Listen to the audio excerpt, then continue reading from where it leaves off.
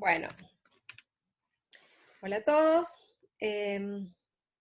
La siguiente unidad, después del primer parcial que ven conmigo, es evaporadores. ¿Qué es un evaporador? Un evaporador, esperen que lo presente, es un equipo cuya función es concentrar una solución para eliminar el disolvente por ebullición. ¿Sí?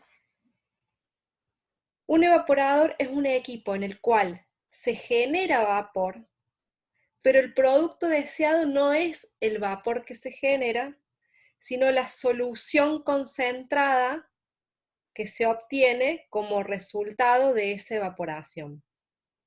¿Sí? Entonces es un equipo en donde existe una solución y quiero concentrarla. ¿Cómo hago para concentrar esa solución? Evaporando el disolvente, que en la mayoría de los casos va a ser agua. Y como consecuencia de la evaporación de ese disolvente, lo que obtengo como producto es una solución más concentrada. Entonces, esa es la principal diferencia de este tipo de equipos con un vaporizador. Porque en los vaporizadores lo que quiero es generar vapor que va, en la mayoría de los casos, a retornar a la torre de destilación para cumplir su función en el fraccionamiento.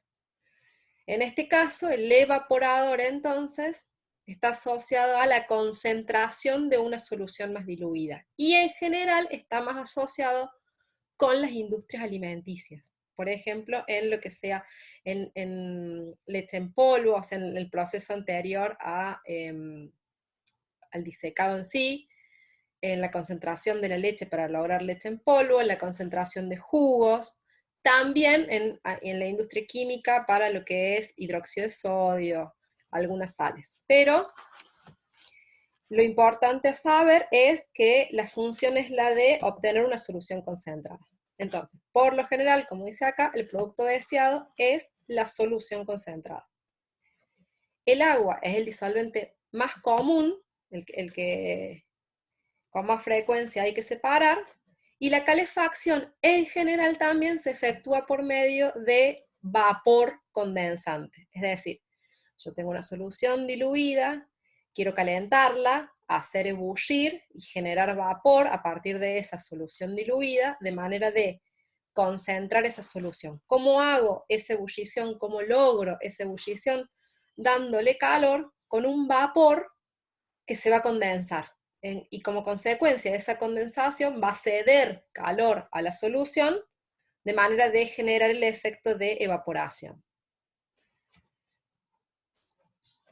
Se utiliza cuando el producto es un líquido y se requiere quitar el agua, y la evaporación es un proceso de uso frecuente en la industria química y de los alimentos, como les mencioné anteriormente.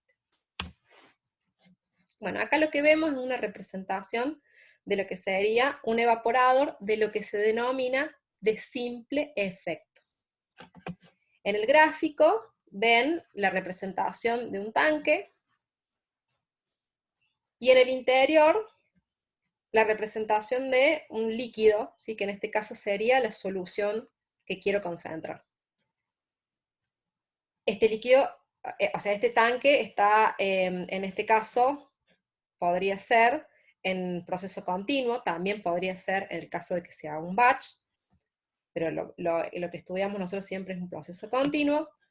Y tenemos la alimentación, por un lado, de esa solución al principio diluida, y la alimentación de vapor, de agua, que se va a introducir o se va a intercambiar el calor a través de las paredes de tubos, como si fuese un intercambiador de calor. Ya lo vamos a ver más adelante cómo es bien la geometría o la disposición de estos equipos, pero asumamos que en este caso podría llegar a ser, por ejemplo, un serpentín.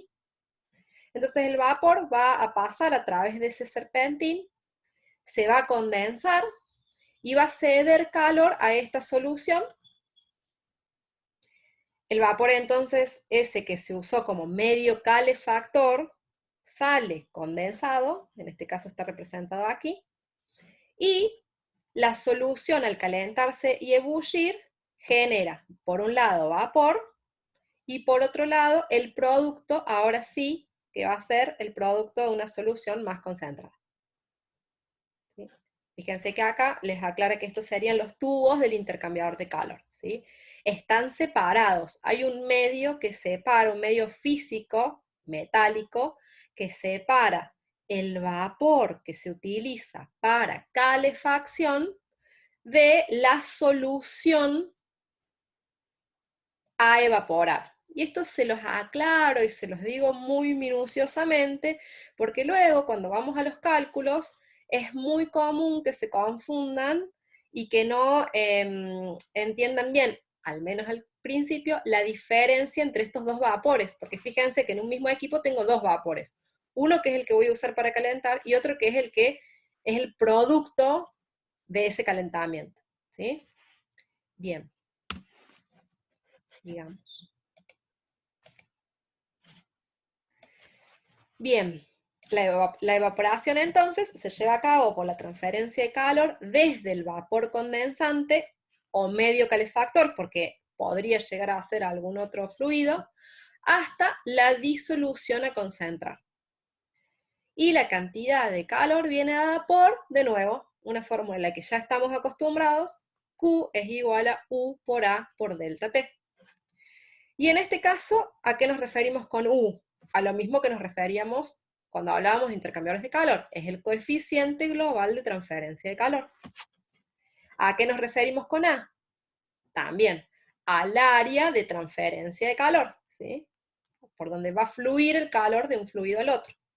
Y en este caso, ¿qué es delta T? Y en esto sí presten atención. Es la diferencia de temperatura entre el vapor condensante, ese vapor que iba por el serpentín, y el líquido hirviente. ¿Sí? Entonces es la diferencia de temperatura entre la temperatura del vapor que se está condensando y es el medio calefactor, y la solución al punto de ebullición de la solución. Bien.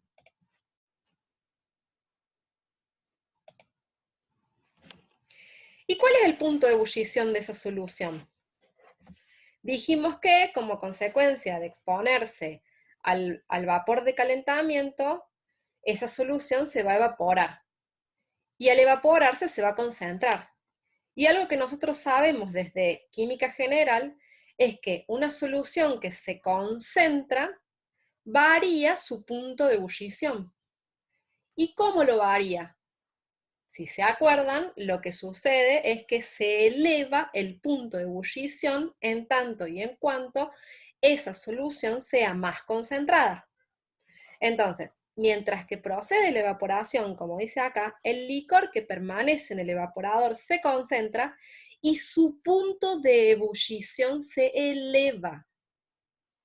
El grado de la elevación del punto de ebullición depende de la naturaleza del material que es evaporado y de los cambios de concentración. La elevación del punto de ebullición se puede calcular por la ley de Raoult. Seguramente ustedes se acuerdan, ¿sí? Que de acuerdo a la concentración que se logra en esa solución y proporcionalmente a ella, con una constante proporcionalidad, es el incremento del punto de ebullición de una solución. Bien. Para ello, lo que tenemos como herramienta es la regla de Durin, ¿sí? Para las disoluciones iónicas, las desviaciones experimentales son grandes.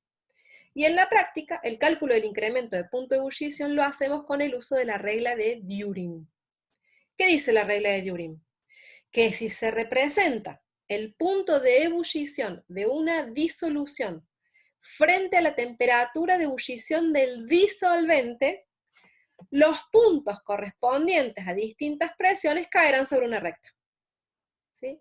De manera que si nosotros tenemos 2 o 3 de esos puntos, podemos graficar estas rectas y tener la representación de los diagramas de Durin para diferentes concentraciones para un determinado soluto, ¿sí? Para una determinada solución. Entonces, fíjense que en este caso, ¿qué nos muestra el diagrama de Düring? Nos muestra el punto de ebullición del agua pura, ¿sí? Acá en el eje de las X está el punto de ebullición del agua pura, el punto de ebullición de la solución y diferentes concentraciones para cada una de las rectas graficadas.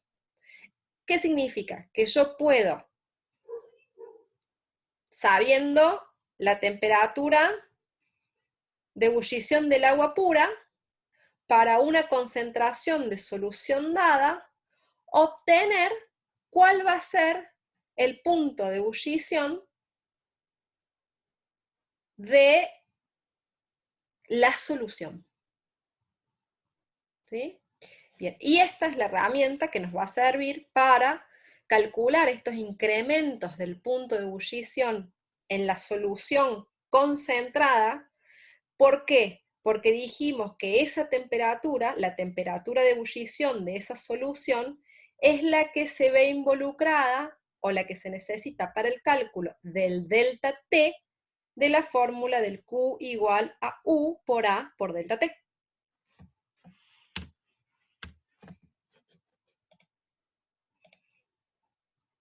Bien, es lo mismo que les dije recién.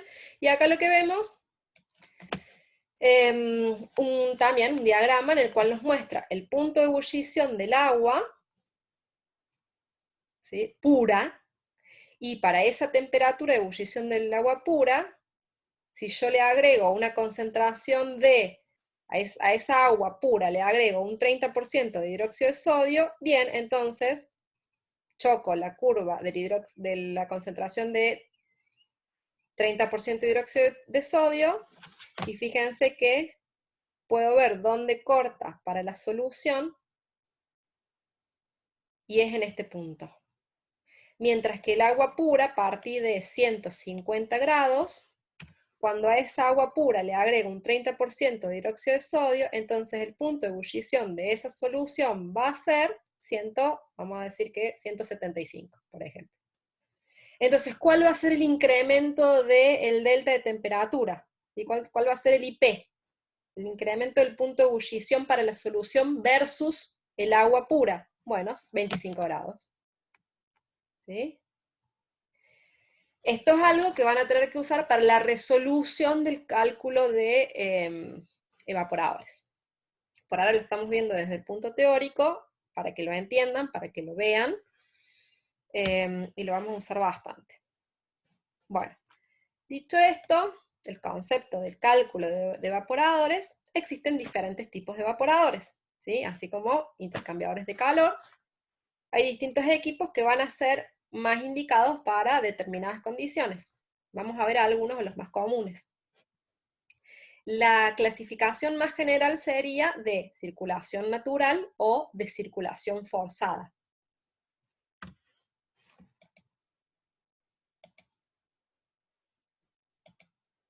Bien. Evaporadores de tipo paila. Estos son los evaporadores más simples, son discontinuos, consisten principalmente en un contenedor, ¿sí? Como si fuese una gran olla, abierto a presión atmosférica, en el cual el medio de transferencia entre el vapor calefactor y el líquido que quiero concentrar, la solución que quiero concentrar, es en general un serpentín. Tienen la característica este tipo de equipos que son evaporadores que tienen baja velocidad de evaporación, y por ello muestran, dice acá, una pobre economía térmica. Y este es un término muy utilizado en este tipo de equipos. Economía del vapor o economía térmica. ¿Qué es la economía del vapor? En estos equipos se mide cuántos kilogramos de vapor generé por kilogramo de vapor de calefacción utilizado. ¿Sí? Entonces, Es una medida de ver cuánto me salió, cuánto me costó generar ese vapor. ¿De qué vapor de calefacción utilizado? Del primero, del que utilizo como vapor de caldera, ¿sí? Del que me salió plata fabricarlo inicialmente, porque lo tuve que generar con una caldera. Bien, ¿cuánto vapor generé por kilo de ese vapor que utilicé? Eso es la economía del vapor. Entonces, algunas veces estos equipos además operan bajo vacío, y entonces el contenedor debe tener un cierre hermético, ¿sí? Vamos a ver por qué operan bajo vacío, cuáles son las ventajas de que, ya imagino que ya lo deben imaginar, de por qué un evaporador, un equipo en el cual se quiere lograr vapor, uno lo pondría a una presión inferior que la atmosférica. Las ventajas de este tipo de evaporadores, la principal ventaja de estos evaporadores es que son útiles cuando se quieren unidades de baja capacidad. Son simples y de bajo costo, pero como contrapartida, el calentamiento no es efectivo en unidades de gran capacidad, ya que la relación de superficie de transferencia de calor a volumen es baja, ¿sí? No son equipos ultra eficientes. Son caros en costos de operación porque el aprovechamiento del calor es bajo, ¿sí? Pero cuando estoy hablando de operaciones chicas, tal vez sería el equipo más indicado.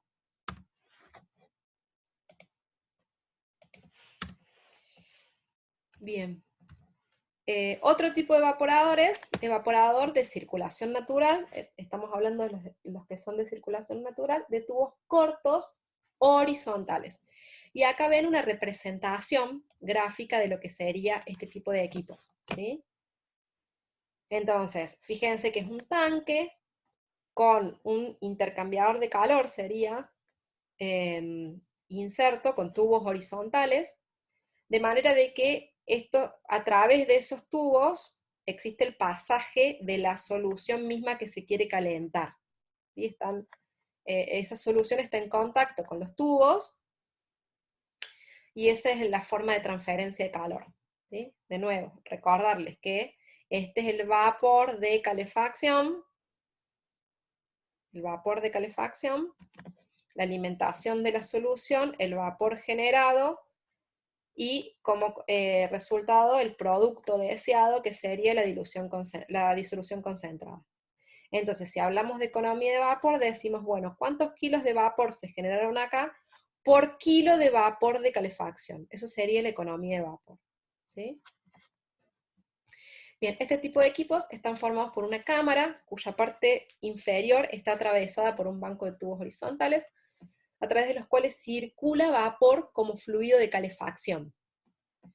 Por encima de los tubos está el espacio que permite la separación por gravedad de las gotas arrastradas por el vapor liberado. Recuerden que acá se genera vapor, y como consecuencia de ello el vapor, al ascender, arrastra gotas del líquido. La idea es que que se logre una separación antes de la salida del vapor, y que todo el líquido quede en el recipiente, que lo que se obtenga en esta sección es únicamente vapor. Entonces, por eso el tamaño de la cámara de los evaporadores en la parte superior suele tener el espacio necesario para que se produzca esa separación. Y si no, o las dos cosas, digamos, para ayudar a esa separación se colocan bafles de impacto que se acomodan para facilitar la separación de las gotas. Ya que el banco de tubos dificulta la separación del líquido, estos evaporadores presentan pobres coeficientes de transferencia de calor global. ¿Por qué? Porque el movimiento del fluido, el movimiento de la solución en estos equipos está obstruida por el banco de tubos, ¿sí? Entonces, la convección interna del fluido dentro de este tipo de equipos es baja. Por eso es que tienen un bajo coeficiente de transferencia de calor. Usualmente se emplean para concentrar líquidos de baja viscosidad. ¿Por qué de baja viscosidad? Precisamente porque un líquido más viscoso se le va a dificultar aún más ese movimiento para mejorar la transferencia de calor y digamos, el contacto del líquido con cada una de las superficies de los tubos para mejorar la transferencia de calor, ¿sí? Entonces, es indicado, en este caso, como tiene bajo movimiento, es indicado para soluciones poco viscosas. Bien.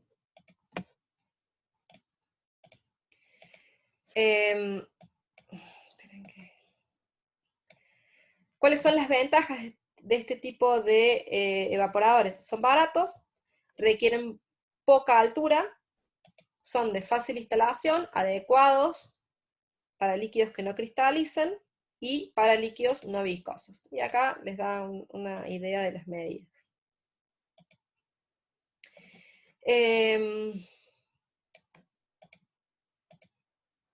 Bien, y esta es una, de nuevo, otra clasificación. Ahí está. En este caso lo que estamos viendo es la representación de un evaporador de circulación natural también, pero el que vimos recién era de tubos horizontales, estos son de tubos verticales cortos, tubos cortos verticales. Bien, de nuevo, tenemos un vapor de calefacción, ¿sí? Este vapor es el vapor que generamos, por ejemplo, en caldera, ¿sí? Tenemos el vapor generado en caldera, lo traemos para calefaccionar esta solución. Entonces, a través del banco de tubos horizontales va a circular el vapor de calefacción. Acá tenemos la salida del vapor de calefacción, la entrada de la alimentación de la solución, el producto de la solución concentrada y la salida de vapor generado como consecuencia de la ebullición de la solución. Estos evaporadores muestran adecuadas velocidades de evaporación para líquidos no corrosivos con viscosidad moderada. Recién hablábamos de que tenía que ser una viscosidad baja porque el movimiento dentro del equipo era bajo.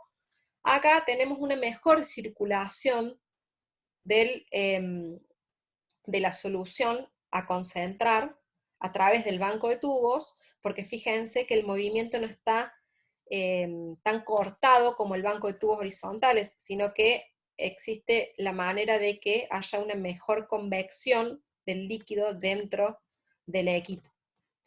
Usualmente se emplean para concentración de jugos, de azúcar de caña y remolacha, así como también de concentración de jugos de frutas, extractos de malta y otros productos químicos, ¿sí? Entonces, son más indicados cuando tengo una viscosidad moderada, son más efectivos. O sea, puedo usar aquí también un líquido de viscosidad baja, sí, podría usar aquí también un líquido de viscosidad baja, pero este tipo de equipos es más eficiente, porque el movimiento del fluido, a eso es lo que va apuntado el tema de que se usa para líquidos de viscosidad moderada. Bien.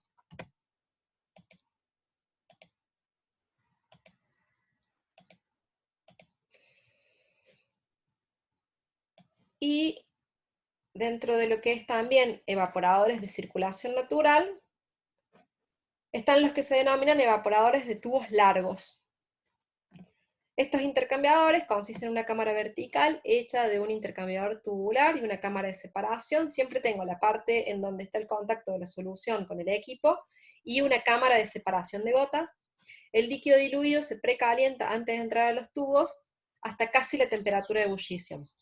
Una vez dentro de los tubos, el líquido comienza a hervir y la expansión debido a la vaporización produce la formación de burbujas que circulan a alta velocidad y arrastran el líquido que continúa concentrándose mientras se mueve hacia adelante. Fíjense, un ejemplo de evaporadores de tubos largos, ¿sí? Tengo el recipiente, a diferencia de los equipos anteriores, que el paquete de tubos estaba inserto dentro del contenedor de la solución. Acá lo que se tiene es un contenedor de donde sale la solución a concentrar, circula a través de los tubos del intercambiador y vuelve al drum de acumulación y separación, digamos. Fíjense que en este caso lo que tienen es también un bafle que permite o que favorece la separación de las gotas y el vapor para que por esta salida salga vapor sin arrastre de líquido. La mezcla líquido-vapor entre la cámara de separación, donde los baffles facilitan la separación del vapor. El líquido concentrado obtenido puede ser extraído directamente o puede mezclarse con líquido no concentrado y ser recirculado, o puede ir a otro evaporador para aumentar la concentración. ¿Sí? O sea, esto puede... ya lo vamos a ver en lo de los otros equipos. Así no nos confundamos. Bien, evaporadores, entonces hasta ahí lo que fueron evaporadores de circulación natural. También existen los que se denominan evaporadores de circulación forzada.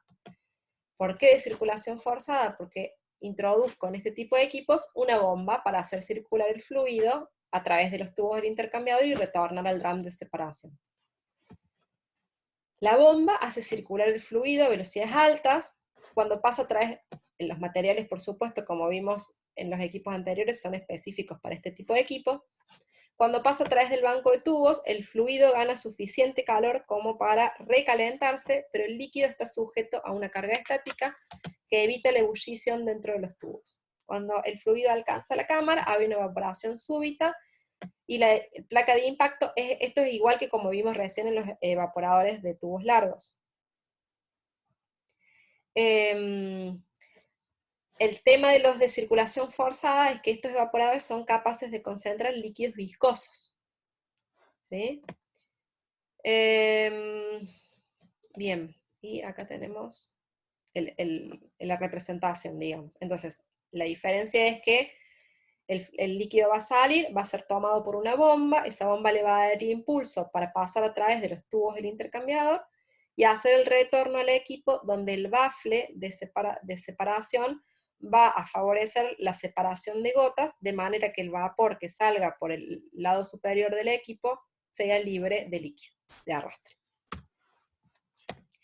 Los evaporadores de circulación forzada pueden no ser tan económicos operativamente, porque tengo que sumarle al costo operativo de la bomba, pero son necesarios cuando los productos involucrados de evaporación tienen propiedades incrustantes, altas velocidades, generan precipitaciones, etc. ¿Sí? Entonces en ese caso no se podría usar un evaporador de circulación natural. ¿Por qué? Esto es algo que también ya vimos cuando vimos los primeros equipos, porque si tengo una velocidad muy baja del fluido, voy a favorecer la deposición de esas incrustaciones o la suciedad. Entonces, en el caso de que yo tenga un fluido muy viscoso, un fluido que genere incrustaciones y demás, voy a necesitar usar uno de estos equipos de circulación forzada para aumentar la velocidad y disminuir el ensuciamiento del equipo.